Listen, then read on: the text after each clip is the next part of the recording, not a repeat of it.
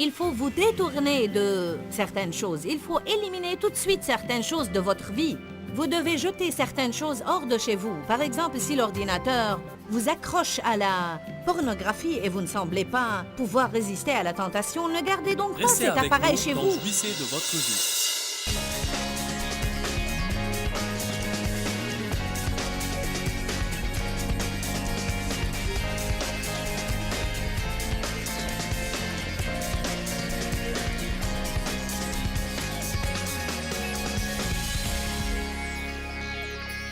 Nous devons en arriver au point où si nous savons que Dieu nous dit quelque chose, nous ne continuerons pas à l'ignorer. Si je sais que Dieu dit « Il vaut mieux rectifier tes attitudes, jeune dame », alors demandez pardon à votre mari de lui avoir parlé irrespectueusement.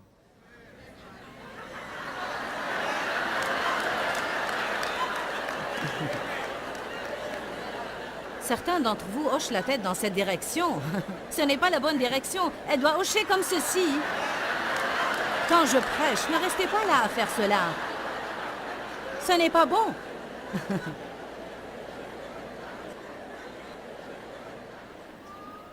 Humiliez-vous sous la main puissante de l'Éternel. Cela fait partie de ce que nous lisions dans Jacques 4.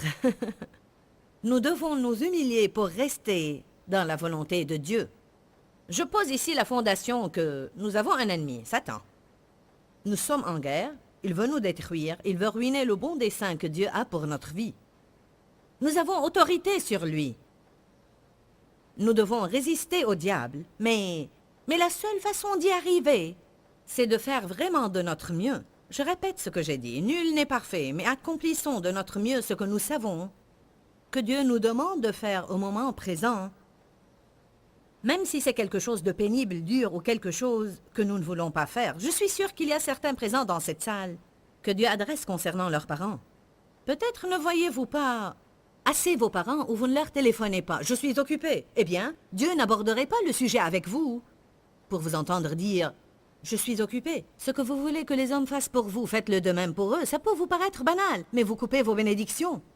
J'ai vécu longtemps pour savoir que quand Dieu me dit de faire quelque chose, c'est à mon avantage, et non seulement l'avantage de quelqu'un d'autre. Dieu nous dit de faire ou ne pas faire certaines choses dans notre intérêt, parce qu'il veut nous bénir, et que si nous faisons ce que Dieu nous dit de faire, nous serons toujours bénis. Alors on doit se soumettre à Dieu. On doit résister au diable, et il fuira loin de nous. Mais comment lui résister ? Il faut lui résister activement. Vous ne pouvez pas résister à Satan avec passivité. Il faut que vous le remettiez à sa place. Les souhaits et les regrets ne feront pas l'affaire. Si seulement le diable me laissait en paix. Et voilà une excuse que vous allez aimer. Si seulement je n'étais pas tenté sur ce point.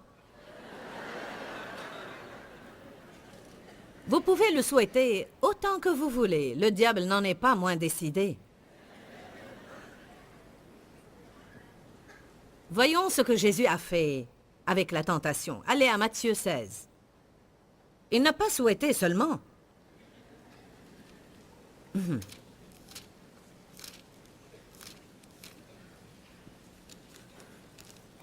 Un tel dirait, si seulement il n'y avait pas de pornographie sur Internet, alors je ne serais pas tenté de la regarder. Si je devais empoigner cette machine et la foutre à la poubelle quand elle représente une tentation, que dit la Bible? Si ton œil est une occasion de chute, arrache-le. Si ta main est une occasion de chute, coupe-la. Il ne parle pas d'amputer vos membres. Il dit, s'il y a quelque chose dans votre vie qui représente une tentation telle que vous ne pouvez pas lui résister et que ça va vous entraîner dans le péché, soyez alors violent avec.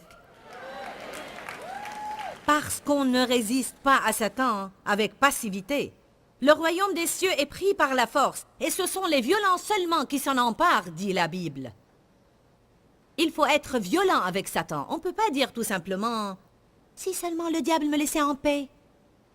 Si seulement je ne sentais pas comme ça. Si seulement je pouvais ne pas te détester. Et je n'étais pas furieux contre toi. »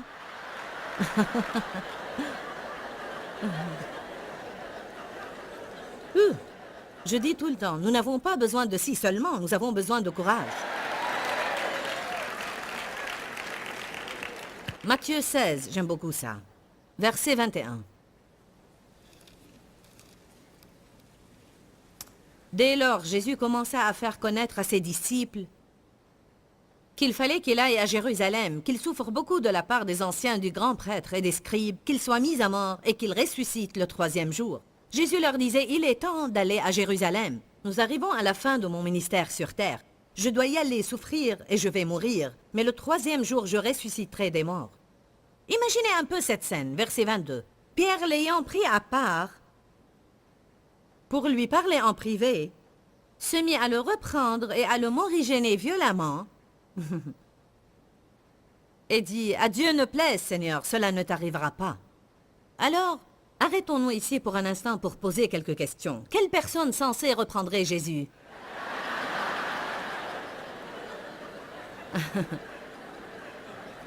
Quelqu'un avec un tempérament comme Pierre. Moi, j'ai cette même personnalité, donc je dois faire attention. Je pourrais bien être du genre à lui donner des conseils de temps en temps.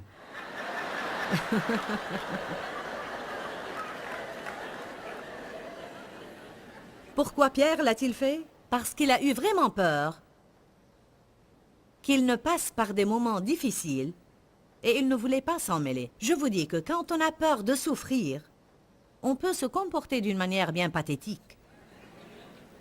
Même quand on craint que les choses n'aillent pas comme on veut, on se comporte assez lamentablement. Donc, Pierre accompagnait toujours Jésus.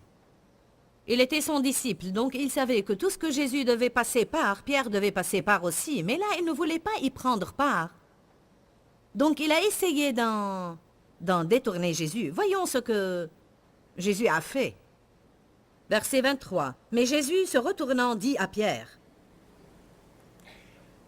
On va s'arrêter ici pour un instant et dire que... Non, nous allons lire le tout. Mais Jésus, se retournant de Pierre, lui dit, « Passe derrière moi, Satan. Tu es une occasion de chute, une offense, un obstacle et un piège, car tes pensées ne sont pas les pensées de Dieu, mais celles des hommes. » Ainsi, Jésus n'a pas perdu de temps à reconnaître que Pierre avait une responsabilité, mais que c'était Satan qui opérait à travers la faiblesse de Pierre pour essayer de l'empêcher de faire la volonté de Dieu. Je peux vous dire que Satan agira même à travers les personnes qui vous aiment le plus. Il opérera à travers leur faiblesse pour essayer de vous garder hors de la volonté de Dieu. Vous devez apprendre à avoir affaire au diable et non pas rester furieux contre les gens. Amen. Je vous donne un petit exemple de ma propre vie. Quand mes enfants étaient encore tous à la maison et que je m'étais engagée sérieusement à Dieu et qu'il m'a appelé à prêcher, j'ai dû faire quelques rajustements dans ma vie. Je ne pouvais plus faire la même chose qu'auparavant parce que Dieu m'appelait maintenant à faire quelque chose de nouveau. Et bien que je sois toujours une bonne mère et une bonne épouse, je n'étais plus une mère normale et une épouse normale. Donc je devais passer beaucoup plus de temps avec Dieu. Je ne pouvais plus me lever tout simplement le matin et faire tout ce que j'avais à faire. Je devais me lever et passer du temps avec Dieu avant que nous commencions tous notre journée. J'ai passé par une période où j'avais l'impression que l'ennemi agissait constamment à travers ma famille pour m'empêcher de passer du temps avec Dieu. Il me faisait sentir coupable parce que je ne faisais pas toutes les choses qu'il voulait que je fasse pour eux. Et finalement, j'ai dû devenir presque violente dans mon attitude, non pas violente avec eux, mais violente dans mon attitude envers le diable, en disant « Je suis déterminée à prier et je vais passer ce temps-là avec Dieu. Je ne vais pas te permettre de m'accuser et je ne vais pas te permettre de me traîner hors d'ici pour faire un tas de corvées absurdes que n'importe qui peut faire. » Je disais à mes enfants « Vous pouvez mettre les céréales dans le bol vous-même. Je ne vais pas descendre pour vous mettre les céréales dans le bol et verser le lait sur vos céréales. Faites-le vous-même parce que maintenant j'ai besoin de prier. » Tu ne peux pas sortir de cette chambre. Tu es toujours dans cette chambre. Tu es toujours dans cette chambre. J'ai dit, je ne suis pas toujours dans la chambre. Je passe du temps dans la chambre parce que je suis censée passer du temps avec Dieu. Un jour, j'ai dit à l'un d'entre eux, vaut mieux me demander d'aller dans ma chambre plutôt que d'essayer de m'en sortir. Parce que tu m'aimeras bien plus si j'y passe du temps que si je ne le fais pas du tout. Donc, tu t'aideras toi-même si tu m'aides à passer du temps avec Dieu. Est-ce que j'ai raison? Qui parmi vous a fait l'expérience? Amen? Ce n'est pas qu'on ne veut pas donner un coup de main et qu'on ne veut pas aider les gens, mais je dis seulement qu'on doit se rendre compte que l'ennemi utilisera n'importe quoi. N'importe quoi pour vous empêcher de passer du temps avec Dieu. Il utilisera le téléphone, il utilisera la sonnette, il utilisera votre famille. Ce n'est pas que vous ne voulez pas donner un coup de main, mais vous devez avoir du temps avec Dieu, sinon vous n'allez jamais pouvoir combattre le diable. Alors, la première chose que Jésus a faite était de se rendre compte que ce n'était pas vraiment Pierre, mais Satan. Et il s'est détourné de Pierre. J'aime beaucoup cela. Qu'est-ce que ça nous dit en réalité? La première chose que Jésus a faite, c'était de se détourner de Pierre. Qu'est-ce que cela veut dire? Qu'il s'est détourné de la tentation. C'est une excellente instruction. On pourrait s'arrêter sur ce point et y prêcher toute la nuit. Il y en a qui doivent juste tourner le dos à certaines choses. Amen. J'ai entendu un prédicateur l'autre soir qui disait quand cette belle femme qui porte une jupe de toute manière trop courte entre au bureau et vous sentez la tentation, sortez tout de suite votre écran protecteur.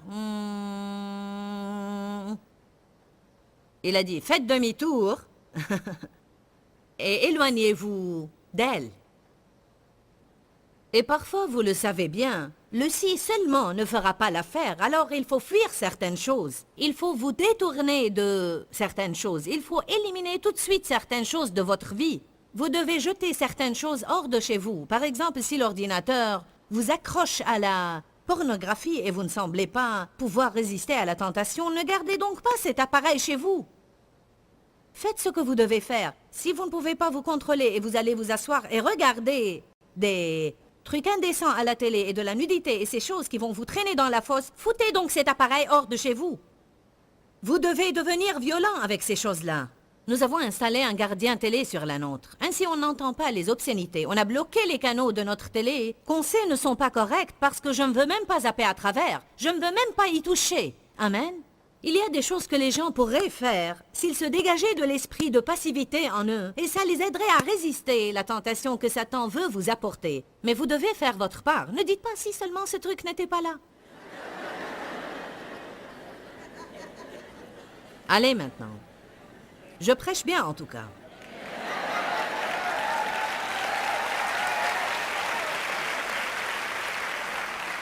Le royaume des cieux est forcé, et ce sont les violents seulement qui s'en emparent.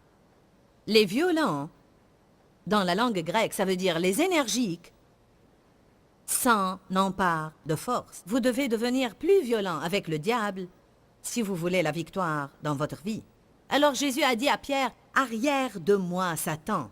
Tu es pour moi une offense, un obstacle et un piège, et tu essaies de me garder hors de la volonté de Dieu. » J'ai entendu l'histoire d'une dame qui avait un petit problème de shopping. Elle achetait trop de vêtements. Son mari lui a demandé de ne plus acheter des vêtements. En fait, il lui a presque dit de ne plus en acheter du tout.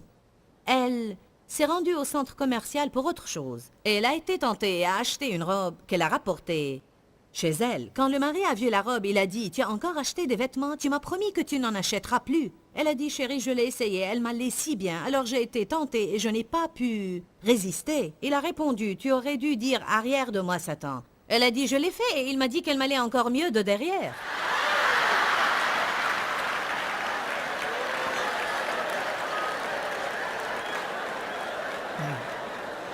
Ainsi, si vous réprimez le diable et dites « Arrière de moi, Satan » et il vous lance un autre mensonge, vous devez contrôler celui-là aussi. Dieu soit loué. Allez à Luc 4.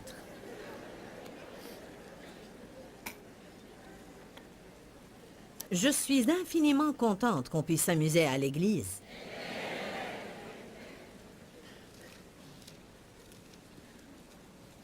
Je crois qu'on se divertit davantage ici que ceux qui sont au bar ce soir.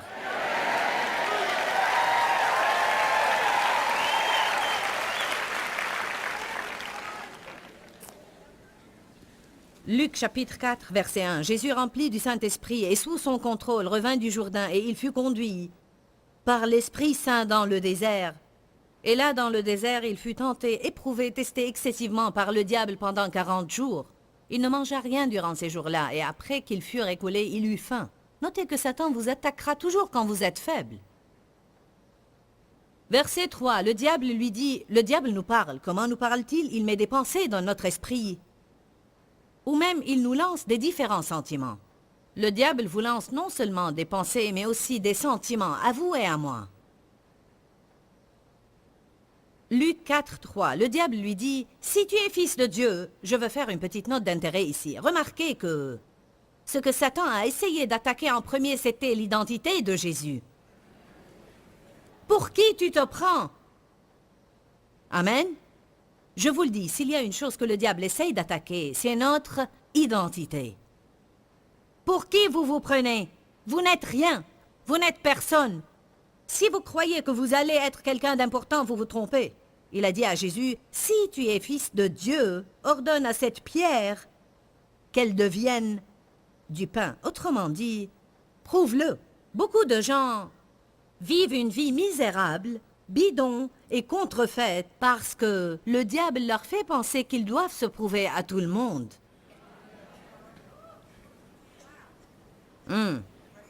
Oui, vraiment. Amen.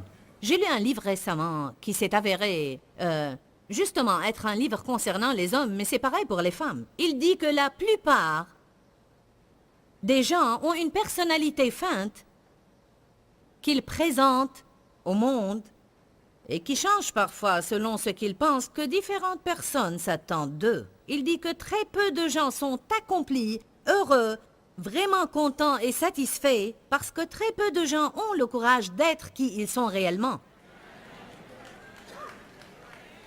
On essaye de se conformer à ce que les autres veulent. Vous voulez que je sois drôle, donc je serai drôle. Vous voulez que je sois heureux, donc je serai heureux quand vraiment je suis abattu à l'intérieur. Vous voulez que je sois ceci ou cela? Je crois que cela est... Je ne l'avais jamais vu dans Luc 4 aussi clairement, que la première chose qu'il a attaquée était l'identité de Jésus. Si tu es fils de Dieu, alors prouve-le. Vous savez quoi? S'il y a quelque chose dont je veux être complètement libre dans ma vie, c'est de devoir prouver quoi que ce soit à n'importe qui. Je veux être qui je suis et agir comme qui je suis et ne pas avoir à essayer de vous impressionner ou de vous prouver que je suis correct. Allez, acclamons le Seigneur.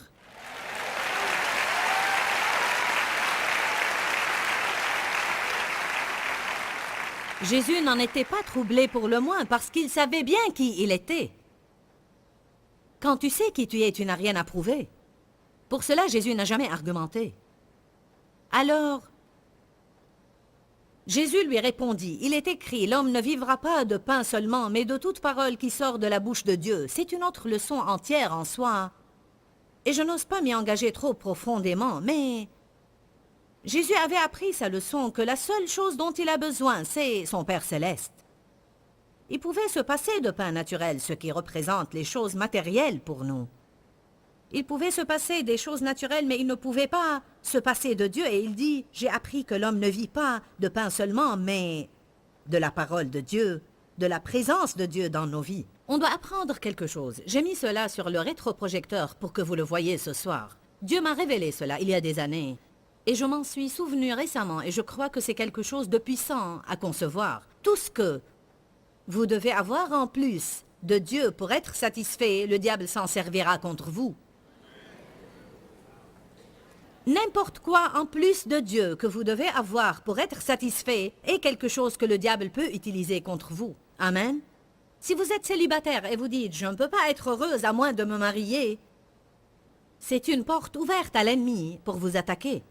Vous devez arriver au point où vous dites « Je voudrais bien me marier, mais je peux être heureuse avec Dieu parce qu'il est la seule chose que je dois avoir pour être heureuse. » J'aimerais bien avoir certaines de ces autres choses, mais je peux m'en passer s'il le faut, mais je ne peux pas me passer de Dieu. Combien de vous comprennent cela? Tout ce que vous devez avoir en plus de Dieu pour être satisfait est une porte ouverte que l'ennemi va utiliser. Si je dois avoir cette grande promotion au travail, sinon je ne pourrai pas être heureuse. Donc tout ce que l'ennemi doit faire, c'est m'empêcher de recevoir cette promotion. Ou mieux encore, me la donner quand je ne suis pas vraiment censé l'avoir, et puis me regarder vivre sous la tension qu'elle me cause. Parfois, les gens combinent pour recevoir une chose qu'ils ne sont pas supposés avoir et qu'ils ne sont pas ouins pour gérer, et ça les rend misérables. Combien de gens ont combattu et ont recherché Quelques promotions au travail ou un niveau d'autorité quelconque qui n'était pas vraiment leur don ou la volonté de Dieu pour eux. Et quand ils l'ont obtenu, ils se sont retrouvés misérables sous la tension qu'elle leur cause parce qu'ils le font sans l'onction de Dieu. Je ne veux rien avoir que Dieu ne me donne pas, parce que si je l'obtiens par moi-même, je dois le maintenir par moi-même aussi. Et je ne veux pas de cette pression dans ma vie. Je ferai seulement ce que je suis censé faire, plutôt que faire quelque chose juste pour impressionner les gens, pour qu'ils pensent bien de moi, alors que je me défais à l'intérieur. J'ai l'impression que je parle à certains ce soir. Tout ce que vous devez avoir en plus de Dieu pour être satisfait, le diable s'en servira contre vous. Je veux que vous remarquiez que quand le diable a dit quelque chose à Jésus, Jésus lui a répondu. Il a répondu au diable. Quand Satan a essayé de l'attaquer à travers Pierre, comme il est noté dans Matthieu 16, il lui a dit « Arrière de moi, Satan ». Alors il a ouvert la bouche et il a dit quelque chose, et je n'imagine pas que c'était faible et mou. « Arrière de moi, Satan ». Je suis sûre qu'il était très ferme. « Arrière de moi, Satan ! Tu mets un scandale, tu es un obstacle dans mon chemin, et je vais faire la volonté de Dieu. » Vous savez quoi? Il y a un temps où vous allez devoir parler au diable à haute voix dans votre propre maison, comme quand vous êtes chez vous tout seul et il attaque votre esprit et il attaque vos sentiments. Supposons que vous êtes un homme et vous passez par l'épicerie pour prendre quelque chose pour votre femme en rentrant. Vous vous tenez là et il y a tous ces magazines obscènes au comptoir de la caisse. Vous passez par le comptoir de la caisse avec votre lait et votre pain. Vous regardez et Satan s'en sert directement pour vous lancer une soudaine tentation. Vous pouvez vous tenir là. Et la première chose que je ferai, ce que je fais souvent, c'est de tendre la main, prendre le magazine et le retourner. Je les retourne dans les magasins. Ils peuvent les retourner dans l'autre sens, mais je les retourne à nouveau. Parce qu'ainsi, j'évite à quelqu'un de devoir les regarder. Amen. Vous pouvez également leur faire savoir que vous n'appréciez pas que votre famille entre et sort du magasin avec ce genre d'obscénité au comptoir et souvent ils les mettront autre part dans le magasin. Nous devons tenir ferme et donner notre opinion et non pas rester à la traîne et dire « J'aurais aimé que le monde ne soit pas si mauvais. Si seulement le monde n'était pas un endroit violent, si seulement ils enlevaient les médiums de la télé, si seulement. Si nous ne pouvons rien faire d'autre, nous pouvons prier. Et c'est beaucoup plus puissant que les regrets, n'est-ce pas? Nous devons agir. Donc, même en vous tenant là, dans la file de l'épicerie, vous ne pourriez peut-être pas parler à haute voix et faire une scène devant tout le monde, mais fermement, au-dedans de vous, vous pouvez dire au diable, « Je te réprime, Satan. Je ne permettrai pas que ça entre en moi et que ça devienne une tentation pour moi. Et je ne vais pas me tenir ici à regarder ces images. Je te réprime, Satan, tu es un menteur. » Dites, je dois répondre au diable.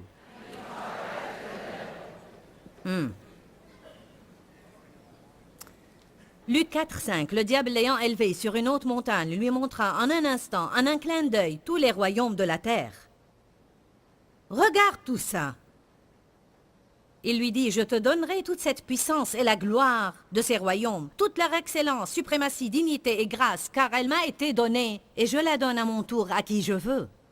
C'est Adam lui-même qui l'a donné à Satan. Dieu a tout donné à Adam, et Adam l'a remis au diable. Et maintenant le diable dit, je peux te le donner à mon tour. Je peux te rendre riche. Je peux te rendre célèbre. Savez-vous qu'il y en a? Jacques chapitre 4, verset 7 dit, « Soumettez-vous à Dieu, résistez au diable et il fuira loin de vous. » Évidemment, il est très important qu'on se soumette à Dieu, mais il est également très important de résister au diable. Et vous le faites en lui résistant par votre propre volonté. Dieu nous a donné un libre arbitre et nous devons prendre des décisions, mais vous devez aussi le faire en prononçant des mots remplis de foi. Jésus a dit, « Il est écrit ». Il cite les Écritures à l'ennemi. C'est une façon de lui résister et de le faire fuir. Jésus lui a aussi parlé et lui a dit, « Arrière de moi, Satan ». Nous pouvons aussi parler à l'ennemi au nom de Jésus-Christ et dire, « Arrière de moi, Satan ». Je veux que vous soyez libres. Je veux que vous ayez la liberté dans votre vie et je veux que vous compreniez que vous ne devez pas vous soumettre à toute tentation qui survient. Vous pouvez résister au diable et il fuira. Je crois que Dieu a des bénédictions pour vous que vous allez manquer si vous n'apprenez pas à reconnaître l'activité et la tactique de Satan et agressivement lui résister. C'est très important pour moi que vous ayez la parole de Dieu dans votre vie. Je vais vous demander aujourd'hui de prier pour nous, comme nous prions pour vous régulièrement. N'oubliez pas mon message d'aujourd'hui. Soumettez-vous à Dieu, résistez au diable et il fuira loin de vous. Que Dieu vous bénisse. Dis-leur que je les aime. Dans ce livret, Joyce Meyer donne une révélation de l'amour de Dieu pour nous. Pour obtenir ce livret gratuitement, écrivez-nous à Joyce Meyer, boîte postale 40095-6300 Larnaca, Chypre. Ou bien visitez notre site web www.joycemeyer.org/fr.